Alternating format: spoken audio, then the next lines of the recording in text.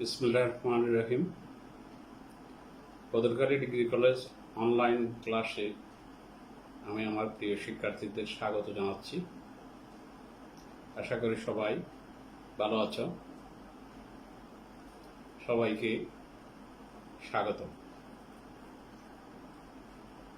শুরুতেই আমি আমার পরিচয় দিয়ে নিই।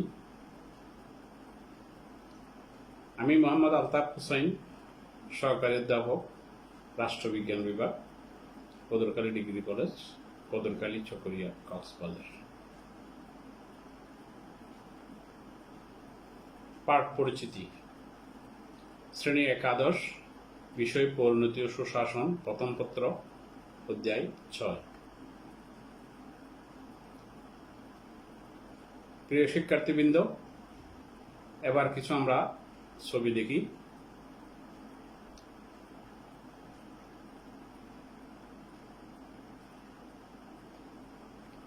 মহাত্মা গান্ধী,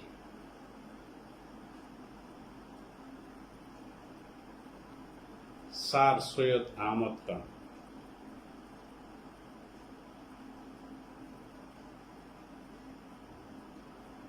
হাজী শরীয়তুল্লাহ, মীর নিসার আলী উর্ফে তিতুমির, নবাব আব্দুল লতিফ, নবাব স্যার সলিমুল্লাহ,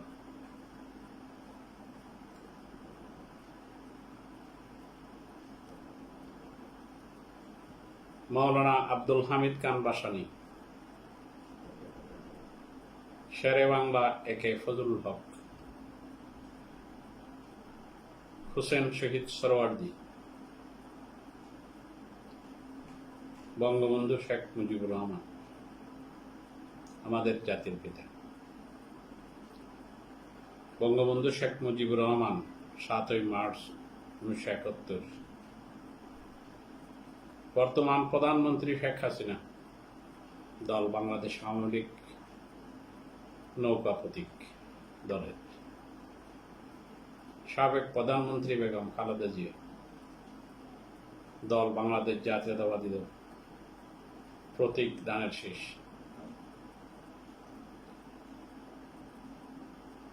সাবেক রাষ্ট্রপতি মরহুম হোসেন মোহাম্মদ এরশাদ, দল জাতীয় পার্টি, প্রতীক লাঙ্গল। প্রিয় শিক্ষার্থীরা, বলতো আজকের আলোচনার বিষয় কি হতে পারে? আমরা এতক্ষণ যাদের ছবি দেখলাম, ওনারা কারা? ওনারা হচ্ছেন নেতা। বিভিন্ন সময়ে যারা আমাদেরকে নেতৃত্ব দিয়ে আসছেন এবং দিচ্ছেন। নেতারা কি দিয়ে থাকেন? আজকের আলোচনার বিষয় হচ্ছে নেতৃত্ব। নেতারাই নেতৃত্ব দিয়ে থাকেন, যার ইংরেজি প্রতিশব্দ হলো লিডারশিপ।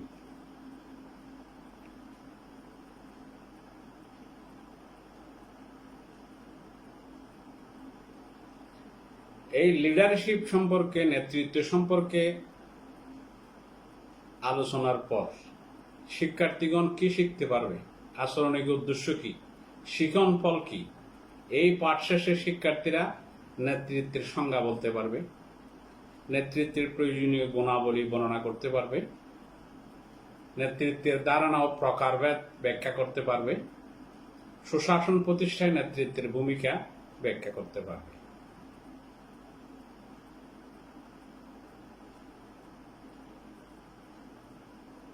নেতৃত্বের সংজ্ঞা, কনসেপশন অ্যান্ড ডেফিনিশন। আমি আগেই বলছি, নেতৃত্বের ইংরেজি প্রতিশব্দ হচ্ছে লিডারশিপ,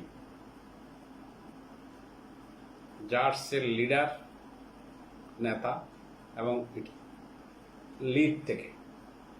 লিডারশিপটা আসছে লিডার থেকে, লিডার লিড থেকে, যার অর্থ হচ্ছে চালনা করা, পথ দেখানো, নির্দেশ প্রদান করা। সুতরাং যিনি নির্দেশ প্রদান করেন তাকে নেতা বলে, আর নেতার গুণাবলী বা যোগ্যতাকে বলে নেতৃত্ব। শুরুতে নেতৃত্ব বলতে কি বোঝায় সে বিষয়ে একটু ধারণা করা যাক। নেতৃত্ব বলতে সাধারণত নেতার গুণগুলোকে বোঝায়, কিন্তু পরিণতি ও সুশাসনে নেতৃত্বের অর্থ আরো ব্যাপক।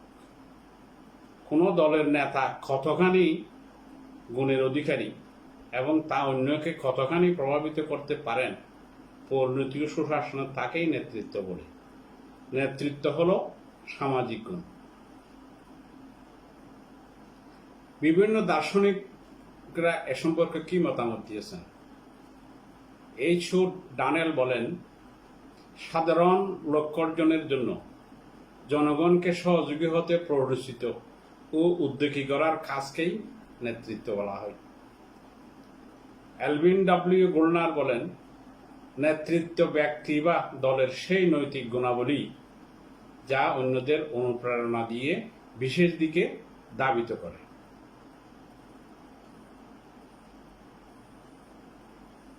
সুতরাং নেতৃত্ব হলো এক ব্যক্তি বা একদল ব্যক্তির সেই কাম্য গুণ যা সমাজের মানুষের লক্ষ্য অর্জনে সহায়তা করে। নেতৃত্বের প্রকারভেদ। অনেক প্রকারের নেতৃত্ব আছে। বিশেষজ্ঞ সুলভ নেতৃত্ব, যে কোনো একটা বিষয়ে বিশেষজ্ঞ, ডাক্তার, ইঞ্জিনিয়ার, ওনারা হচ্ছেন বিশেষ বিশেষ ক্ষেত্রে বিশেষজ্ঞ। এদের নেতৃত্ব হচ্ছে বিশেষজ্ঞ সুলভ নেতৃত্ব। রাজনৈতিক নেতৃত্ব, কোনো দলকে কোনো আদর্শ লক্ষ্য কর্মসূচিকে সামনে রেখে এগিয়ে নিয়ে যাওয়া রাজনৈতিক নেতৃত্ব। সম্মোহনী নেতৃত্ব, নেতার এমন একটা গুণ থাকবে যে গুণের কারণে তিনি অন্যদেরকে সম্মোহন করতে পারবেন, এটাকে জাদুকরী নেতৃত্ব বলে। অর্থাৎ নেতার কোনো না কোনো গুণের দ্বারা তার অনুসারীরা তার প্রতি আকৃষ্ট হয়ে যায়। যেমন অনর্বশী বক্তৃতা শুনে, সৌম্য চেহারা দেখে, সুন্দর শারীরিক গঠন দেখে যে কোনো একটি গুণাগুণে অভিভূত হয়ে যায়, আকর্ষিত হয়ে যায়। এ ধরনের নেতৃত্ব হচ্ছে সম্মোহনী নেতৃত্ব। যেমন আমাদের জাতির পিতা বঙ্গবন্ধু শেখ মুজিবুর রহমানের সম্মোহনী নেতৃত্বের অধিকারী ছিলেন। প্রশাসনিক নেতৃত্ব, বিভিন্ন প্রশাসনের স্তরে স্তরে বিভিন্ন গুরুত্বপূর্ণ ব্যক্তিরা থাকেন, তার অধীনে অনেক কর্মকর্তা কর্মচারী থাকেন। তাদেরকে সুন্দরভাবে চালনা করার দায়িত্ব ওনার। এইভাবে একটা প্রশাসনকে পরিচালনা করার জন্য যে নেতৃত্ব, সেটা হচ্ছে প্রশাসনিক নেতৃত্ব। একনায়কতান্ত্রিক নেতৃত্ব, কোনো কোনো সরকার ব্যবস্থায় এমন একজন নেতার আবির্ভাব হয় হঠাৎ করে, নিয়মতান্ত্রিকভাবে হোক অনিয়মতান্ত্রিকভাবে হোক, তিনি রাষ্ট্রীয় ক্ষমতা দখল করেন এবং তিনি নিজের ইচ্ছায় রাষ্ট্র পরিচালনা করেন। কারো মতামতের দিকে তার খেয়াল থাকে না। এ ধরনের একজন নেতাই যদি নিজস্ব চিন্তাধারায় নিজের মতোই নেতৃত্ব দিয়ে থাকেন, এগুলো হচ্ছে একনায়কতান্ত্রিক নেতৃত্ব। গণতান্ত্রিক নেতৃত্ব, বিভিন্ন গণতান্ত্রিক সরকার ব্যবস্থায় জনগণের সম্মতির ভিত্তিতে জনগণের মতামত নিয়ে সরকার গঠিত হয় এবং তারাই রাষ্ট্র পরিচালনা করেন, তারাই দেশের নেতৃত্ব দিয়ে থাকেন। এ ধরনের নেতৃত্ব হচ্ছে গণতান্ত্রিক নেতৃত্ব। তত্ত্বাবধানকারী নেতৃত্ব, কোনো একটা সংস্থা, কোনো একটা প্রতিষ্ঠান, কোনো একটা বিশেষ ক্ষেত্রে তত্ত্বাবধানের দায়িত্ব নিয়ে কিছু ব্যক্তিরা সেটা সুন্দর করে পরিচালনা করেন। এটাও এক ধরনের নেতৃত্ব, এটাকে বলা হয় তত্ত্বাবধানকারী নেতৃত্ব। সর্বাত্মকবাদী নেতৃত্ব, এটা অনেকটা একনায়কতান্ত্রিক নেতৃত্বের অনুরূপ। সর্বাত্মকবাদী নেতৃত্ব নিজের ইচ্ছায় জনগণের মতামতের দিকে কোনো রকমের তোয়াক্কা না করে এককভাবে তিনি নিজে যা বোঝেন, যা ভালো মনে করেন, সেইভাবেই তিনি চালিয়ে যাবেন, সেইভাবে নির্দেশ দিয়ে যাবেন। এ ধরনের নেতৃত্ব হচ্ছে সর্বাত্মকবাদী নেতৃত্ব। আমরা আগেই বলছি নেতৃত্ব হচ্ছে সামাজিক গুণ। একজন নেতার কি কি গুণ থাকবে? অনেকগুলো গুণের সমাহার একজন নেতার মধ্যে থাকতে হবে। তারপরও আমরা উল্লেখযোগ্য কিছু গুণাগুণ এখানে আলোচনা করছি। যেমন একটি গুণ হচ্ছে ব্যক্তিত্ব। নেতাকে ব্যক্তিত্ববান হইতে হবে। ব্যক্তিত্বহীন লোকের আদেশ নির্দেশ পরিচালনা সহজেই কেউ মেনে নিবে না। এই জন্য ব্যক্তিত্ব নেতার একটা গুণ।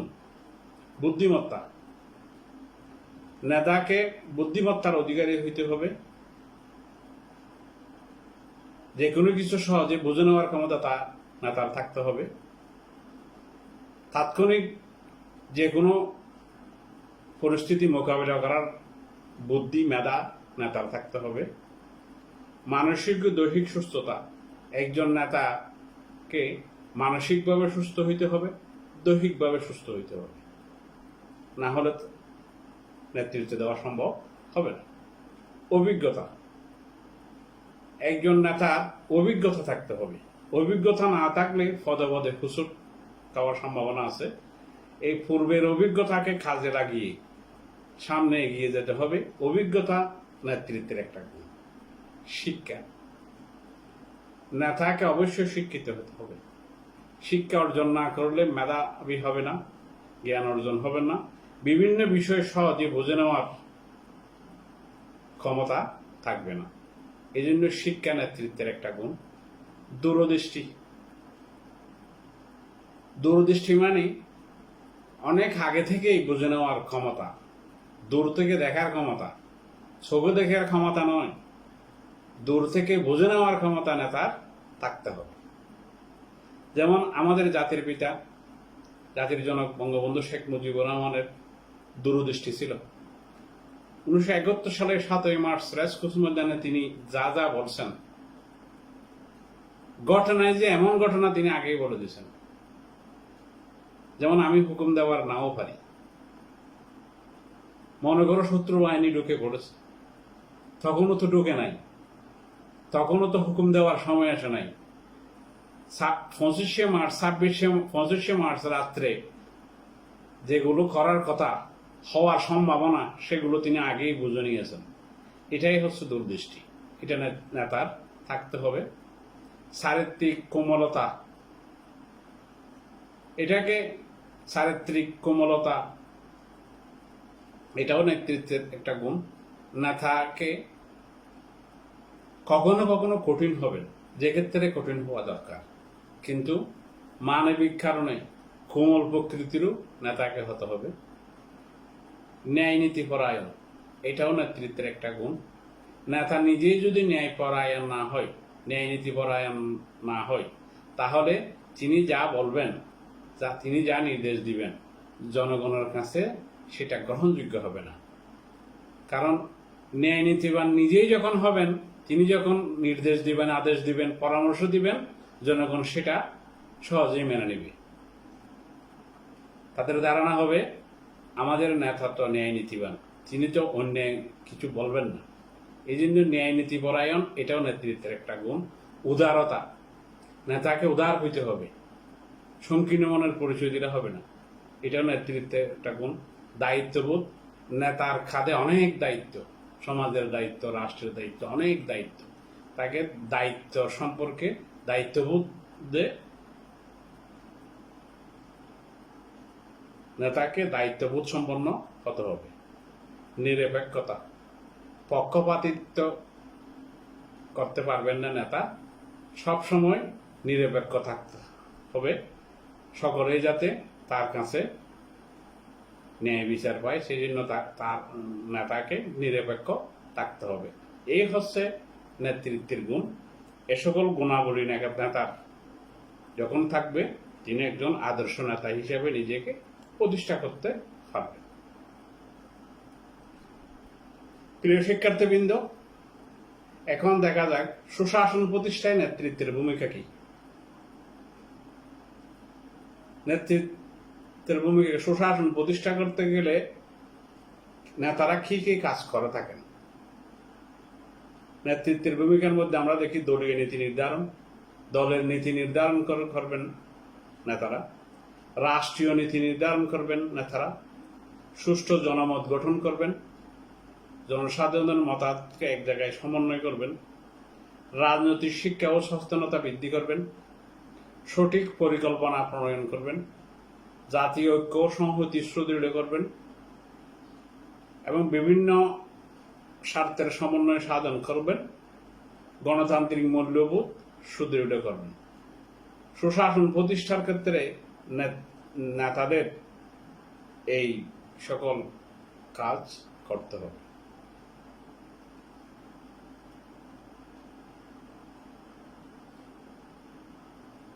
প্রিয় শিক্ষার্থীবৃন্দ, এবার আমরা আসি মূল্যায়নে।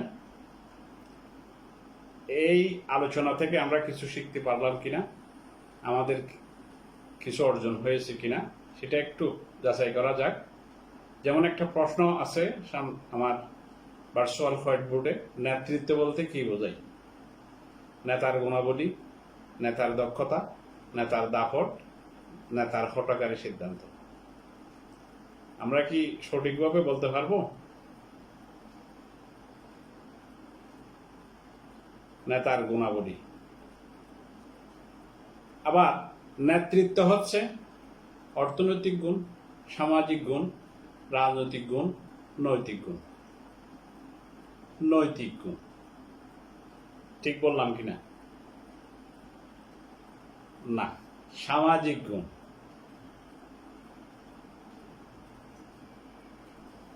এবার আসি, নেতৃত্বের মূল সমস্যা কি? অর্থ ও বিষয় সম্পদের অভাব, সততা, দেশপ্রেম ও প্রজ্ঞার অভাব, অন্য দেশের উপর নির্ভরশীলতা, দেশ থেকে দলকে বড় করে দেখা। আমাদেরকে যখন একটা উত্তর করতে হবে, কোনটা ভালো উত্তর সেটা বেছেই করতে হবে। যদি একাধিক করার থাকতো সেখান থেকে আমরা একাধিক করতাম। এখানে আমাদের একটাই উত্তর করতে হবে, সঠিক উত্তরটা হবে সততা, দেশপ্রেম ও প্রজ্ঞার অভাব।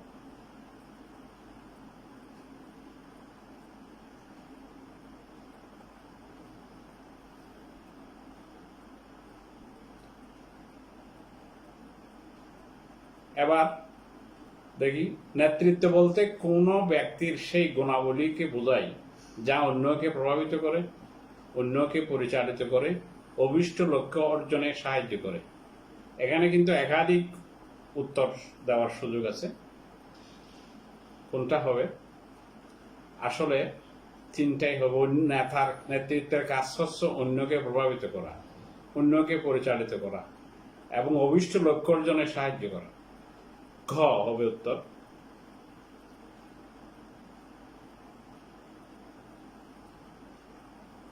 নেতৃত্বের জন্য প্রয়োজন ব্যক্তিত্ব, বুদ্ধিমত্তা, উদারতা। এগুলো নেতৃত্বের গুণ।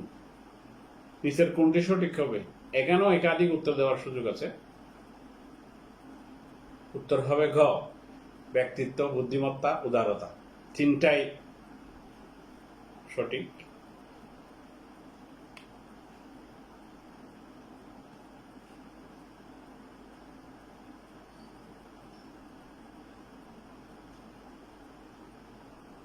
নেতৃত্বের প্রধান সমস্যা সমূহ: অদূরদর্শিতা, অসহিষ্ণুতা, পরনির্ভরশীলতা।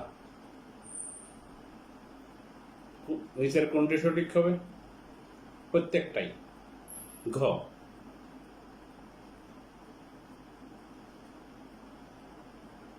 গুলো সব সমস্যা। দূরদর্শী হইতে হবে, সেই জন্য দূরদর্শিতা সমস্যা। সহিষ্ণু হইতে হবে, এই জন্য অসহিষ্ণুতা সমস্যা। পরনির্ভরশীলতা, এটাও সমস্যা। উত্তর হবে ঘ।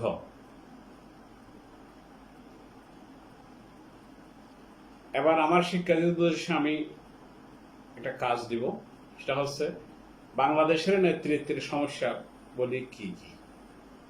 তোমরা এই আলোচনার পরে এই সমস্যাগুলো কি দেখতে পাও বাংলাদেশের ক্ষেত্রে, সেটা একটা তালিকা তৈরি করবে।